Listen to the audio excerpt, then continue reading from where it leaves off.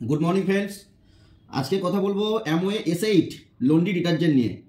এই ডিটারজেন্টটি 4 in action formula base দিয়ে তৈরি, অর্থাৎ পিট করা থেকে শুরু করে ক্লিন, সফটেন এবং বাইটেন এই চারটি কাজই একসাথে করে। অর্থাৎ করার দাগ, জামার কলার থেকে শুরু করে পরিষ্কার করা, পাশাপাশি ক্লিন করা এবং সফটেন অর্থাৎ আপনার কাপড়ের কোয়ালিটিকে খুব সুন্দরভাবে মেনটেন করা এবং কাপড়ের যে রং সেটা সম্পূর্ণভাবে রাখা। পাশাপাশি এই প্রোডাক্টটি একটি এনজাইম বেস ফর্মুলা দিয়ে তৈরি এবং বায়োকোয়েস্ট ফর্মুলা এখানে কাজ করে।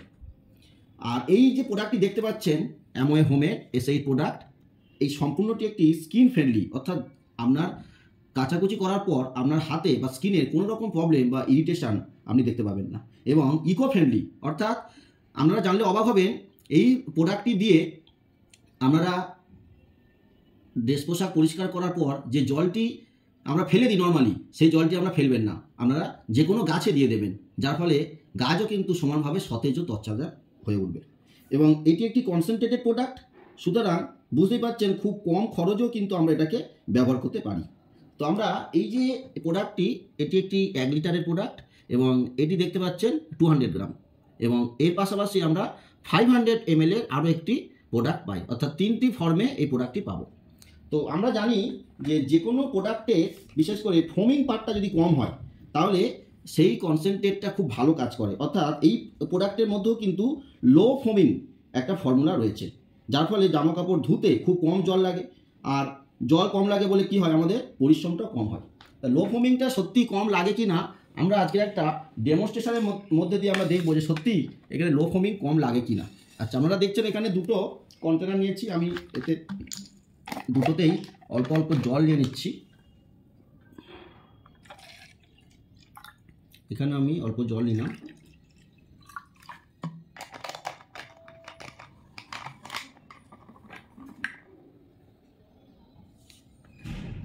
এবং আমি একটার মধ্যে আমাদের অ্যামওয়ে হোম খুব অল্প পরিমাণ ঢাললাম, আরেকটির মধ্যে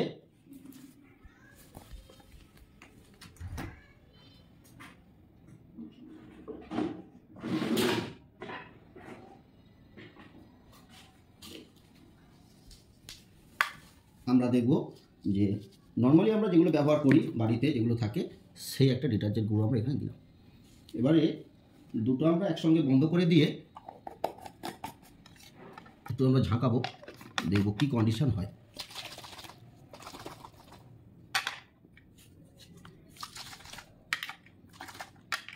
এবার দেখুন যে ফোমিং পার্টটা যেটা দেখুন, যেটা আমি বললাম যে লো ফোমিং ফর্মুলাতে তৈরি।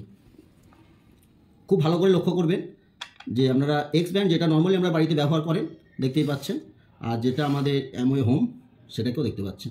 এবারে দেখুন যে ফোমিং পার্টটা এখানে দেখুন কতটা আছে, এবং সবচেয়ে বড় কথা এর যে নিচে দেখুন কিছু কিছু রেসিডিউ কিন্তু আপনারা দেখতে পাচ্ছেন, বাট এখানে দেখুন অ্যামওয়ে S8-এর মধ্যে কোনো রকমই রেসিডিউ নেই, সম্পূর্ণ রকমভাবে পরিষ্কার। সুতরাং যে রেসিডিউটা থাকছে এটার জন্য কিন্তু আপনাদের স্কিনের ইরিটেশন হতে পারে এবং জামার যে থ্রেডিং যে কোয়ালিটি সেটাও কিন্তু নষ্ট হতে পারে।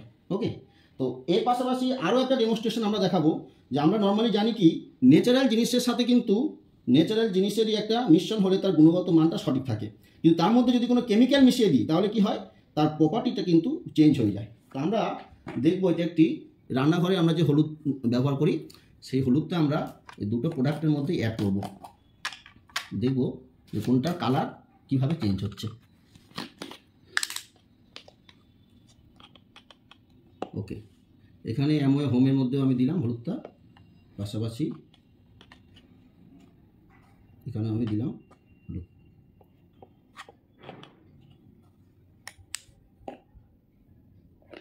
এবার দুটোই আমি বন্ধ করে দিলাম, দিয়ে দুটোই আমি ঝাঁকাবো।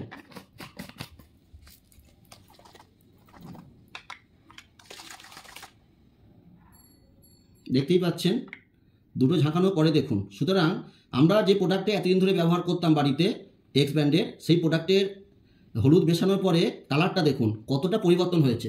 সুতরাং আমরা বুঝতেই পারছি যে এই প্রোডাক্টের মধ্যে কতটা হাই কেমিক্যাল রয়েছে, হাই কনসেন্ট্রেট কেমিক্যাল রয়েছে, সেই কারণে তার কালারটা হয়ে গেছে এরকম, কিন্তু এখানে দেখুন অরিজিনাল যে হলুদের কালার সেটা কিন্তু রয়ে গেছে। সুতরাং আমরা বুঝতেই পারলাম যে কোনটা ন্যাচারাল প্রোডাক্ট আর কোনটা কেমিক্যাল বেস প্রোডাক্ট। তো সুতরাং ডিফারেন্সটা আমরা নিজেরাই দেখতে পেলেন। এখন নাও চয়েস ইজ ইয়োর্স, যে আপনি কোন প্রোডাক্টটা আপনার বাড়ির জামা প্যান্ট কাচার জন্য আপনি ব্যবহার করবেন। Thank you very much.